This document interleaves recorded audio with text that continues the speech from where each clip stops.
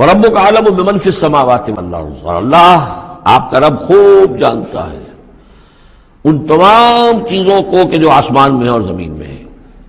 وَلَقَدْ فَضَّلْنَا بَعْضَ النَّبِيِّينَ عَلَىٰ بَعْضٍ، اور ہم نے بعض انبیاء کو بعض انبیاء پر فضیلت دی ہے۔ اب چونکہ یہ مسئلہ وہی ہے، آخری دور ہے مکے کا، اور وہ خبریں پہنچ چکی ہیں، اور یہ صورت بنی اسرائیل کے تاریخ سے شروع ہو رہی ہے، تو اب ظاہر بات ہے کہ ایک مسئلہ اٹھ کھڑا ہوگا کہ آیا موسیٰ افضل ہیں یا محمد افضل ہیں، یا یہ کہ عیسیٰ افضل ہیں یا محمد افضل ہیں صلی اللہ علیہ وسلم علیہ الصلوۃ والسلام۔ تو یہاں پر مسلمانوں کو اس دعوت اور تبلیغ کے جو تقاضے ہیں ان کے حوالے سے کہ اس بحث میں تم نہ پڑو۔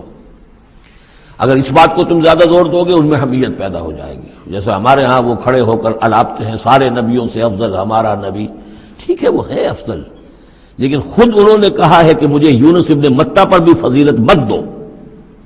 حضور کے صریح حکم کی خلاف ورزی کرتے ہیں جو یہ کہتے ہیں افضل، اس میں کوئی شک نہیں، لیکن یہ کہ اس افضلیت کا اس طریقے کا چرچا کرنا جو ہے اس سے دوسروں کے اندر ایک جو ہے منفی کیفیات پیدا ہوتی ہیں۔